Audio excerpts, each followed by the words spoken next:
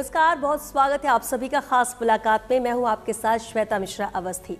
विधानसभा का प्रचार प्रसार जोर शोर से जारी है और सबसे अहम बात यह है कि अब प्रचार अपने अंतिम दौर पर पहुंच चुका है और यही वजह है कि देर रात तक प्रत्याशी जनसंपर्क में लगे हुए हैं, लोगों से बातचीत कर रहे हैं, अपने पक्ष में वोट की अपील कर रहे हैं। इस वक्त हम सवाई माधोपुर में मौजूद हैं और हमारे साथ बेहद खास मेहमान हैं। जी, हम बात कर रहे हैं राज्यसभा सांसद और सवाई माधोपुर से भारतीय जनता पार्टी के प्रत्याशी डॉक्टर किरोड़ी लाल मीणा जी की। किरोड़ी लाल जी, बहुत स्वागत है आपका हमारे इस शो में। सवाई माधोपुर जो कि अब तक सामान्य सीट थी, लेकिन भारतीय जनता पार्टी ने आपको यहां पर प्रत्याशी के तौर पर उतारा और उसके बाद अब ये सीट हॉट सीट में शुमार हो चुकी है।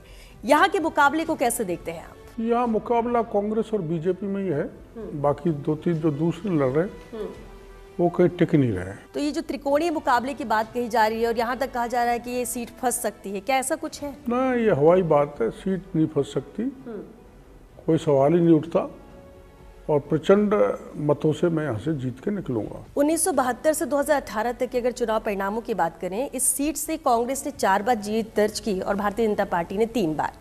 इस बार आप मैदान में हैं, बहुत सारी उम्मीदें भी हैं। क्या नजर आता है, ये जो 4-3 का आंकड़ा है, ये 4-4 का इस बार हो जाएगा? बिल्कुल पक्का हो जाएगा, इसमें कोई शक नहीं है।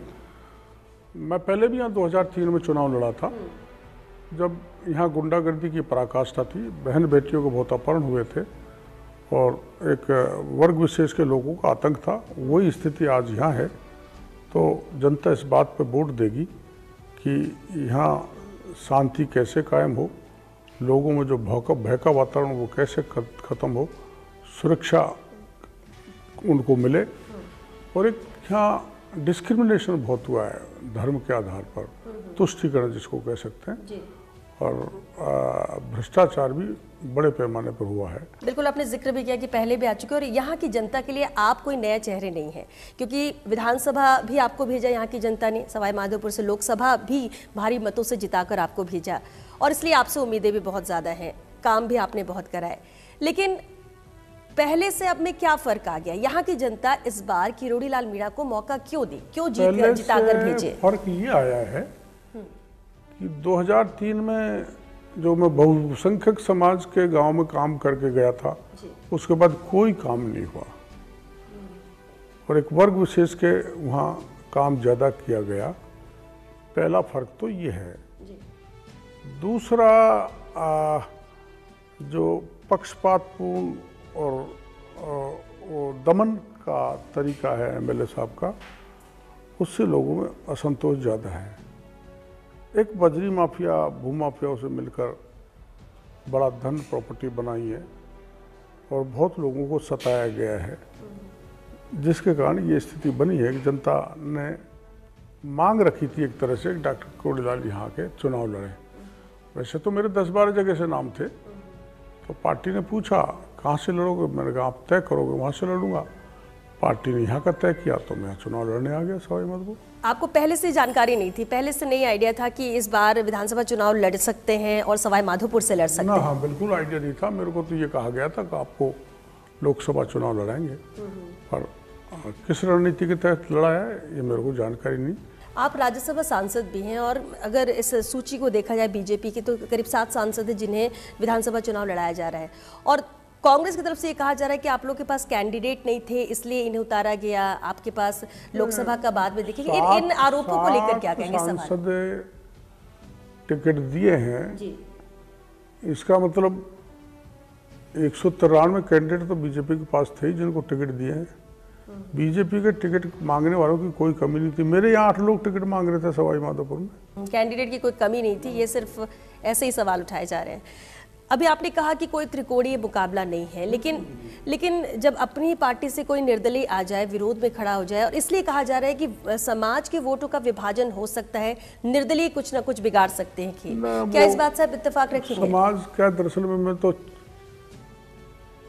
36 कौम की सेवा दी है, ऐसा कोई वर्ग जाति नहीं बची जिसको मैंने सेवा नहीं दी हो। उस सेवा का परिणाम जनता मेरे को यहाँ पर देगी। आपने कहा सेवा का परिणाम? उदाहरण देना चाहूँगा। कुछ दिन पहले यहाँ एक गुर्जर समाज के एक व्यक्ति को टाइगर खा गया, उसकी मौके पर मौत हो गई। मैं दौड़ा आया जयपुर से, इसलिए नहीं कि मेरा ये भाव एक गरीब को कुछ मिल जाए। 1 इंच ज़मीन उसके पास थी नहीं। यहाँ मैं आया तो सारे अधिकारी पहुँचे, उसको हमने 5 बीघा ज़मीन कलेक्टर साहब से बात करके दिलाई, दे देंगे कलेक्टर साहब आचार संहिता के बाद में, और उनको 15 लाख रुपए दिलाए और एक नौकरी और एक डेयरी बूथ। तो जैसे भी किसी गरीब के साथ उसके कुछ ज़मीन खाने पीने का, कोई बकरी चराता था तो मेरे उसको न्याय दिलाने में सफल रहा। तो कोई हो तो सब जाति मेरे से जुड़ी हुई है, मीणा ही नहीं। और मीणों में भी 99% वोट मेरे को मिलेंगे। अच्छा, ये आपको कॉन्फिडेंट है कि 99% वोट मिलेंगे? ठीक है, अभी आपको टिकट दिया गया सवाई माधोपुर से, राज्यसभा सांसद भी बनाया गया, लेकिन उससे पहले की भी बात कर लें। राजस्थान में कहीं भी कुछ होता है, कोई भी बड़ा घटनाक्रम, किसी के साथ भी कोई नाइंसाफी, वहां पर सबसे पहला चेहरा जो नजर आता है या आता रहा है अब तक, वो किरोड़ी लाल मीणा का ही आता रहा है। तो अभी आज ही क्या, और बिल्कुल आज बिल्कुल यही सवाल था कि आज भी, अभी भी, जबकि सभी प्रत्याशी चुनाव प्रचार में लगे हुए हैं, वक्त बहुत कम है, लेकिन आप फिर भी धरने में शामिल हो रहे हैं, इंसाफ की बात कर रहे हैं। ये जो आपकी एक इमेज बन चुकी है राजस्थान में, आपको लगता है कि एक राजनीतिक तौर से अगर इस चेहरे को देखा जाए तो फायदा आम जनता मिलेगा, क्योंकि ऐसी इमेज बहुत कम लोगों की है? तो ऐसा है, वो 4 जो ब्राह्मण युवतियां थी उनको घसीटा गया, बाल खींचे गए, बेअदबी की गई। तो मैं तो घर घर संपर्क कर रहा था, तो उस बच्ची की दादी रो पड़ी और उसने अपनी कहानी सुनाई। तो मैंने तय किया एक सिंबॉलिक धरना देना चाहिए और सरकार पे दबाव बनाना चाहिए, पुलिस पे दबाव बनाना चाहिए।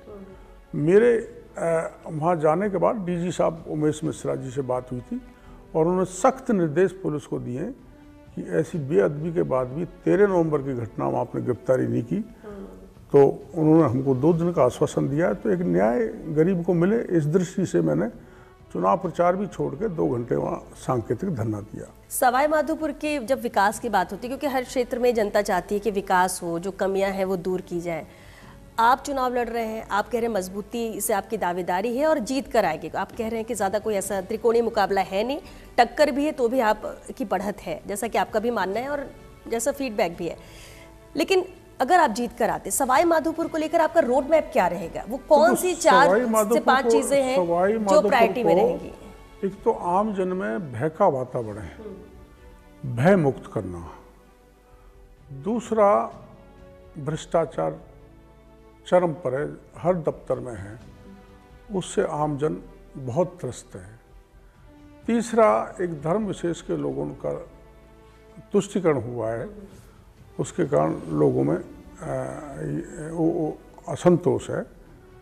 और चौथा, यहाँ दरअसल में एशिया की सबसे बड़ा प्लांट हुआ करता था सीमेंट फैक्ट्री का, जयपुर उद्योग लिमिटेड, वो 1988 में बंद हो गया। उसके लिए लंबा आंदोलन भी मैंने किया, लेकिन वो चल नहीं पाई, ऑब्सोलेट हो गया उसका वो, और वायबिलिटी नहीं बनी थी।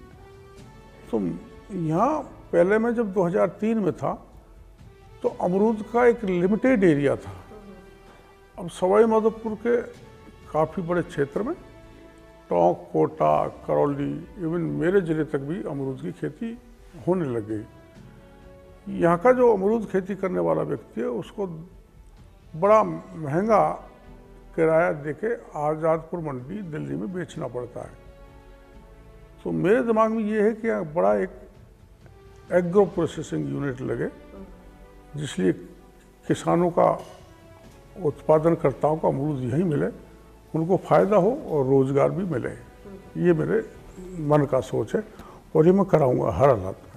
ठीक है, ये आपकी प्राथमिकताएं तय हैं और जीत कर आते हैं तो इन पर फोकस रहे। यहाँ पानी की समस्या है, जैसे ERCPF, eastern Rajasthan canal project, वो वसुंधरा जी के कार्यकाल में बना के केंद्र को भेजा था। यहाँ गहलोत साहब उस पर बयान देते रहे कि मोदी जी इसको राष्ट्रीय परियोजना घोषित नहीं करना चाहते, लेकिन उसकी कंडीशन है।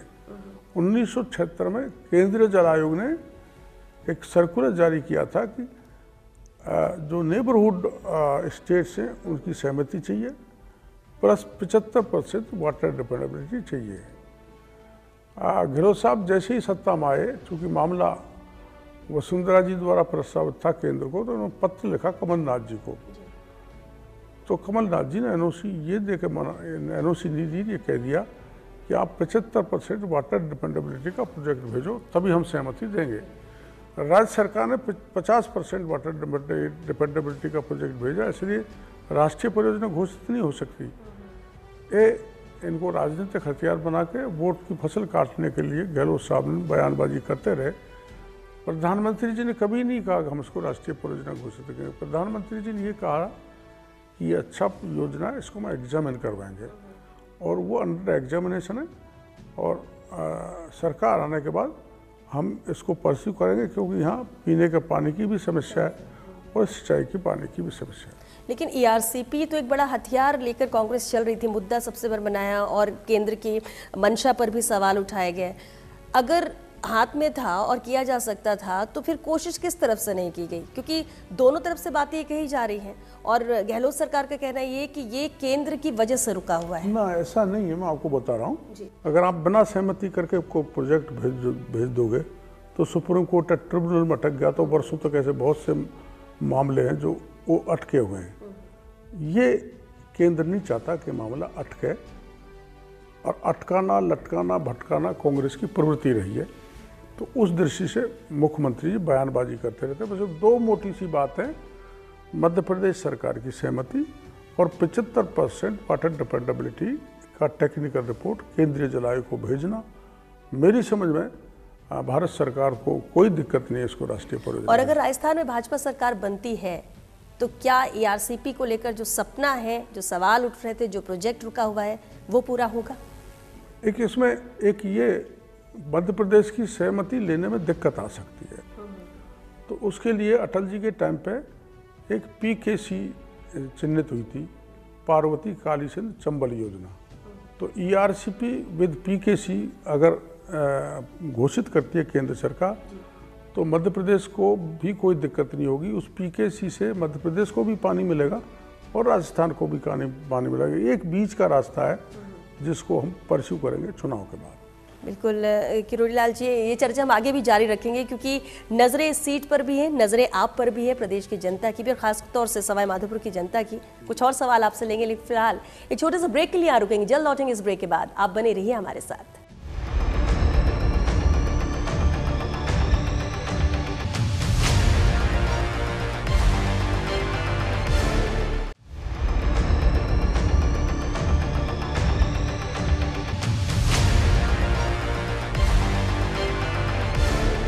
ब्रेक के बाद एक बार फिर आप सभी का बहुत स्वागत है। हमारे साथ सवाई माधोपुर से भारतीय जनता पार्टी के प्रत्याशी डॉक्टर किरोड़ी लाल मीणा जी लगातार हमारे साथ बने हुए हैं। सर, एक बार फिर बहुत स्वागत है आपका। ब्रेक में जाने से पहले हम बात मुद्दों को लेकर भी कर रहे थे, लेकिन अभी सवाई माधोपुर में केंद्रीय मंत्री अमित शाह की रैली होने जा रही थी, यहाँ पर रोड शो होने जा रहा था आपके समर्थन में, लेकिन अचानक उस रद्द हुआ। समर्थकों में भी निराशा थी क्योंकि उत्साहित थे सभी। आपको नहीं लगता अगर ये रोड शो होता तो माहौल यहाँ का और ज़्यादा बदलता और एक बड़ा असर भी होता? वो क्या है, दरअसल में वो झुंझुनू में थे, फॉग ज़्यादा था, विजिबिलिटी नहीं होने के कारण वो आ नहीं पाए। वो आते तो और भी कार्यकर्ताओं में जोश आता, इसको मना नहीं किया जा सकता, और जनता को भी उनका मार्गदर्शन मिलता। किंतु वो जनता को पता लग गया कि वो एक मौसम के कारण ऐसी स्थिति बनी है, तो कोई नुकसान नहीं है, कार्यकर्ताओं को जोश बरकरार है। कांग्रेस सरकार के इन 5 साल के कार्यकाल को कैसे देखते हैं आप लोग? क्योंकि लगातार सवाल उठाए जाते रहे, लगातार कई ऐसे मुद्दे थे जिसे लेकर बीजेपी कहती रही। कांग्रेस का कार्यकाल इसमें किसान भी परेशान रहे, जवान भी परेशान रहे, कानून की स्थिति भी खराब रही, भ्रष्टाचार जबरदस्त हुआ, तुष्टीकरण भयंकर हुआ। कोटा में पीएफआई को जुलूस निकालने की परमिशन मिल सकती है, लेकिन करौली पर नववर्ष या विजयदशमी की परमिशन नहीं मिल सकती। तो तुष्टीकरण की पराकाष्ठा इस सरकार ने की है। पेपर सब लीक हुआ, हमने आंदोलन किया, आपको पता है। हमने सरकार से मांग की थी गहलोत साहब से कि इसकी सीबीआई की जांच कराओ, क्योंकि इसमें 1 दर्जन से ज़्यादा एमएलए और आधा दर्जन के करीबन मंत्री इन्वॉल्व थे। उन्होंने सीबीआई जांच नहीं कराई। अब ईडी आ गई। मैंने आरपीएससी में पेपर लीक के बाद मामला उठाया था। अब बाबूलाल कटारा गिरफ्तार हो गए, लेकिन ये तो मछलियाँ हैं, अभी मगरमच्छ शेष हैं। हमारा राज आएगा तो आपको पता है कि चित्तौड़गढ़ में प्रधानमंत्री जी कह कर गए हैं कि जिन लोगों ने बच्चों के भविष्य के साथ खिलवाड़ किए उनको पाताल में से भी निकाल के जेल के शीशों के पीछे डालेंगे। तो जो हमारे प्रधानमंत्री जी ये कह रहे हैं, तो सरकार आने पर हम इसको गंभीरता से लेंगे और इस पेपर लीक माफिया राज को व्यवस्था को ख़त्म करेंगे। लेकिन एक बात और देखी जाती है, 5-5 साल सरकार आती है या कहीं पे लगातार भी रहे सरकार, पहले वादे बहुत किए जाते हैं, लेकिन इसके बाद जब सरकार आती है तो सामने वाली जो सरकार थी उसके जो ये अगर कोई कारनामे या कोई घोटाले हुए तो उसकी जड़ तक तह तक जाने की कोशिश नहीं की जाती, ऊपर ही ऊपर कार्रवाई करके तीसरी की जाती है। आप ऐसा कह सकती हैं, लेकिन इसमें जल जीवन मिशन ईडी के पास चला गया, पेपर का घोटाला ईडी के पास चला गया, डीओआईटी का घोटाला ईडी के पास चला गया। अब ईडी तो रुकने वाली है नहीं, यहाँ तक कि गहलोत परिवार का मामला भी ईडी के पास चला गया। तो आपका सोच ऐसा हो सकता है कि बीजेपी आए तो कोई लिपापोती हो जाएगी, ऐसा नहीं होगा।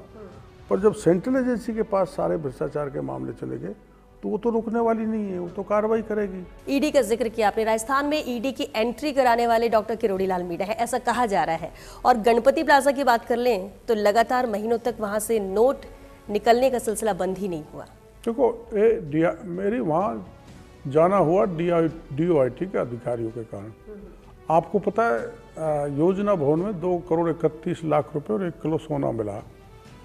तो जब मैंने देखा है सब विभागों में इतना घोटाला हो रहा है तो पैसा कहाँ है, तो मेरे को ये रिपोर्ट मिली कि गणपति प्लाजा में अंडरग्राउंड में 1100 लॉकर हैं, वहाँ डीओआईटी के अधिकारियों का पैसा है और दूसरे अधिकारियों का भी पैसा है, दूसरे विभाग के लोगों का। तो मैं वहाँ चला गया, वो बात सही निकली। वहाँ पहुँचने को तो ईडी भी पहुँची, लेकिन इनकम टैक्स डिपार्टमेंट 1 महीने से बेनामी लॉकर्स को तोड़ रहा है। अब तक जो मेरे को पता लगा है करीबन 38 लाख रुपए और 18 किलो सोना वहाँ से आईटी को इनकम टैक्स को मिल गया है। और मेरा अनुमान है 360 अभी बेनामी लॉकर और हैं, ये आंकड़ा 200-250 करोड़ और 40-50 किलो सोने पर पहुँचेगा। ये सब काला धन है, ये पूरी तह तक जाकर जिसका जिक्र प्रधानमंत्री जी ने भी अपनी 3 महती सभाओं में किया है। तो उसमें भी सेंट्रल एजेंसी पुख्ता कार्रवाई करेंगी। ठीक है, बिल्कुल। राजस्थान में ये जिस तरह से खुलासे हो रहे हैं और अंजाम तक पहुंचे, ये भी यहाँ की जनता चाहती है। लेकिन राजस्थान के चुनावों की बात करते हैं। 5 साल बीजेपी, 5 साल कांग्रेस, ये एक रिकॉर्ड रहा है, हर बार चलता रहा है। लेकिन इस बार कांग्रेस का कहना है कि हम जो योजनाएं लेकर आए, हमने जो काम किया है, सरकार रिपीट होगी। आप इससे लेकर क्या मानते हैं? आपको क्यों लगता है कि जो 5 साल का सिस्टम चल रहा था वही इस बार भी होगा? 5 साल के लिए फिर से बीजेपी सत्ता में आएगी? क्यों आएगी बीजेपी सत्ता में? इन्होंने चलाई उसमें कागजी घोड़े ज्यादा दौड़े हैं, धरातल पर योजनाएं लागू नहीं हुई। एक तो ये बात है। दूसरा, भ्रष्टाचार के कारण जनता त्रस्त है। तीसरा, लॉ एंड ऑर्डर की स्थिति ऐसी रही है जहां 13 साल की बच्ची के साथ भीलवाड़ा में गैंग रेप और उसको भट्टी में फेंक दिया जाए। और अभी 10 दिन पहले वहाँ लालसोट में हुआ था, एक मासूम बच्ची के साथ सब इंस्पेक्टर ने कुकर्म कर दिया। ऐसी जो घटना है, विभत्सकारी दृश्य पैदा करने वाली, उससे जनता में आक्रोश है, असुरक्षा का भाव है। ऐसी संगीन अपराधों के कारण जनता डरी हुई है, सरकार से विश्वास उठ गया। तो सरकार का जो विश्वास जनता में रहना चाहिए था वो खत्म हो गया। खत्म ही नहीं हुआ, जनता में असंतोष पैदा हो गया। किसानों को पर्याप्त बिजली नहीं मिल रही, भ्रष्टाचार चरम पर है, कानून की स्थिति बद से बदतर है। और जो योजनाएं, ये जो रेवड़ियां बांटी हैं, उन रेवड़ियां पे ऐसे लोगों का कहना ये है 5 साल पहले क्यों नहीं दी ये सारी चीज़ें, चुनाव के टाइम पे दी हैं, केवल वोट पाने के लिए दिए। ये राजस्थान की जनता के जहन में बैठ गया है, इसलिए वोट कांग्रेस को नहीं मिलेगा। लेकिन अब तो वो 7 गारंटी लेकर आए हैं, भारतीय जनता पार्टी संकल्प लेकर आई है। अब गारंटी और संकल्प में जीतेगा कौन? जनता किसके साथ जाएगी? कितनी गारंटी ले आओ, पर जिसकी बहन बेटी की इज्जत लुट गई, जिसका बेटे या बेटी का भविष्य पेपर लीक में बर्बाद हो गया, भ्रष्टाचार से लोग त्रस्त हो गए, ट्रांसफार्मर भी लेने जाओ बिजली का तो उसका भी पैसा देना पड़ता है, केबल का भी देना पड़ता है, पोषाहार का खाना गायब हो गया, बच्चों में स्कूलों को नहीं मिला। तो चाहूँ और जो ये लूट मची है, जो एमएलए संबंधित विधानसभा के मुख्यमंत्री बन गए, उन्होंने बहुत इलाके को लूटा है। इसलिए जनता में भयंकर आक्रोश है। कितने भी वो गारंटी लिया, उनकी गारंटी पे लोगों को भरोसा नहीं है। सवाई माधोपुर सीट की बात करें तो यहाँ पर जातीय समीकरण निर्णायक होते हैं। ऐसे में क्या आपको सबका साथ मिलेगा? क्योंकि आप बात तो 36 कौम की करते हैं, उनके लिए काम भी करते हैं, लेकिन फिर भी बार बार कहा जाता है कि किरोड़ी लाल मीणा है, मीणा समाज ही उनके साथ है, बाकी नहीं। ऐसा नहीं है। यहाँ की स्थिति क्या है? ऐसा नहीं है।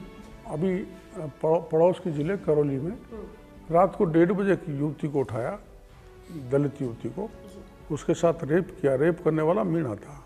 रेप के बाद उसको गोली मारी, नहीं मरी तो पूरे शरीर पर तेजाब छिड़क दिया, तब भी नहीं मरी तो कुएं में डाल दिया। मैंने उन सबको गिरफ्तार करा, मीणा थे, और उस दलित युवती को न्याय दिलाया। ऐसे सैकड़ों उदाहरण है। शंभू पुजारी का मामला, मारने वाले मीणा थे, उनकी डेड बॉडी को लेकर मुख्यमंत्री के दरवाजे पर बैठा रहा 5 दिन तक, न्याय लेके ही हटा। इसलिए सब जाति का मेरे को साथ मिलेगा और मेरी जीत निश्चित है। आप अपनी जीत को लेकर तो आश्वस्त है कि सवाई माधोपुर से आप जीतेंगे, और आपका मानना भी है कि जब सबका साथ मिलेगा तो वोटों का डिफरेंस भी अच्छा खासा होगा, ज़्यादा अंतर से जीतेंगे। लेकिन अगर पूरे राजस्थान की बात करें, राजस्थान में बीजेपी की सत्ता आने की बात करें, जो हर तरह से दावे किए जा रहे हैं, अभी एक भव्य रोड शो प्रधानमंत्री नरेंद्र मोदी का जयपुर में भी हुआ, और कहते भी कि इससे पहले कभी किसी प्रधानमंत्री ने इस जगह पर आकर ऐसा रोड शो नहीं किया। उसका भी असर कहीं ना कहीं होगा इन चुनावों में। जीत को लेकर बीजेपी के आश्वस्त होने के 3 प्रमुख कारण क्या मानते हैं? देखो, एक तो प्रमुख कारण ये है कि हमारे कैंडिडेट चयन बहुत अच्छा हुआ है, जिसमें सोशल इंजीनियरिंग का ध्यान रखा गया है। दूसरा, प्रधानमंत्री जी के जो प्रचार और हमारे सेंट्रल लीडरशिप की जो टोली लगी है प्रचार करने में, उसके कारण हमने बहुत बढ़त ले ली है। तीसरा, जो सरकार के प्रति गुस्सा है, आक्रोश है, बिजली पर्याप्त नहीं मिल रही, कानून की स्थिति खराब है, भ्रष्टाचार चरम पर, जो सरकार के प्रति जो आक्रोश है, उनके कारण हम पूरी तरह आश्वस्त है कि सरकार बीजेपी करीबन 130-35 सीटों को भी पार करेगी। कंपटीशन जी, हमारे लास्ट टाइम 28 सीट में से 1 सीट आई थी, बाकी सब कांग्रेस को चली गई। मैं आपको कह रहा हूँ, आप परिणाम देख लेना। दौसा में 5 सीटों पर बीजेपी आ रही है, और यहाँ 4 सीटों में से 3 सीटों पर बीजेपी जीत रही है, और करौली में भी 4 सीटों में से 3 सीट बीजेपी जीत रही है। टफेस्ट एरिया है समीकरण की दृष्टि से। जब यहाँ इतनी लंबी जीत हो रही है, तो बाकी के राजस्थान की तो पिक्चर आप अंदाज लगा सकते हो बीजेपी के पक्ष का है। यानी आप ये कह रहे कि जो मुश्किल सीट है वहां से जब बीजेपी निकाल रही है, तो बाकी तो जो सामान्य सीट है उसमें तो बढ़त मिलेगी ही, और इसलिए आसानी से आप कह रहे हैं सरकार बना लेंगे। आसानी से, कोई यहाँ पर दिक्कत नहीं, कोई जोड़ तोड़ की जरूरत नहीं। कोई दिक्कत जोड़ तोड़ की जरूरत नहीं, आसानी से प्रचंड बहुमत से बीजेपी का आ जाएगा। एक अहम सवाल है जो बार बार उठता है, हालांकि आप कहेंगे ये तो आलाकमान और ऊपर तय किया जाएगा, लेकिन मुख्यमंत्री के चेहरे को लेकर, अब चलिए अगर ये मान भी लेते हैं कि राजस्थान में बीजेपी की सरकार बन रही है, या जैसा आप लोग दावे भी कर रहे हैं, जीत को लेकर आश्वस्त हैं, सीएम चेहरे को लेकर भी क्या कुछ है, या फिर सिर्फ अभी मोदी का चेहरा? कितनी खूबसूरती है कि हमारे 6-8 ऐसे चेहरे जो मुख्यमंत्री बनने लायक है। कांग्रेस में गहलोत साहब किसी को आने ही नहीं देते, वो एक चेहरा है। इसलिए पार्लियामेंट बोर्ड तय करेगा, जो कॉम्पिटेंट होगा, जो राजस्थान को अच्छा शासन दे सकता है, राजस्थान को विकास की गति दे सकता है। क्योंकि अब तो गहलोत साहब ने रेवड़ियाँ बांट के इसको बीमारू से अति बीमारू कर दिया, तो वो सेंट्रल पार्लियामेंट बोर्ड ही तय करेगा। पता नहीं लगता, वो सरप्राइज करते हैं प्रधानमंत्री जी। और बिल्कुल जो नाम चर्चाओं में रहता है, रेस में रहता है, उससे इतर ही कोई अलग चेहरा, अलग नाम आ जाता है जिसको लोग कल्पना भी नहीं करते। और ऐसी उम्मीद राजस्थान में भी की जा रही है कि अगर बीजेपी की सरकार बनती है, तो ये आप ठीक कह रहे हैं। लेकिन अहम बात है, देखिए चेहरा कोई भी हो, अभी तो यही कहा जा रहा है कि प्रधानमंत्री नरेंद्र मोदी के चेहरे पर ही चुनाव लड़ा जाएगा। लेकिन एक अहम सवाल ज़रूर है आपके लिए, इस उम्र में भी आप रात के 1-1:30 बजे तक भी जनसंपर्क में लगातार लगे हुए हैं, क्योंकि हम लोग भी काफ़ी देर तक इंतज़ार किए और आप गांव ढाणी में गए हुए थे, लगातार प्रचार प्रसार कर रहे हैं, धरना देने पहुंच जाते हैं, जिसके साथ नाइंसाफ़ी उसको इंसाफ दिलाने की कोशिश करने लगते हैं। लेकिन दूसरी तरफ ये भी कहा जा रहा है कि सवाई माधोपुर का जो विधानसभा चुनाव है, ये किरोड़ी लाल मीणा का आखिरी विधानसभा चुनाव है। क्या इस बात पर सच्चाई है? तो देखो, ऐसा है, मैं आज पहले तो वो ब्राह्मण युवतियों को न्याय दिलाया और 5 सभा करके आया हूँ 3 जिले में, और वहाँ से लौटने के बाद 1 दर्जन गांव घूम के आया हूँ। तो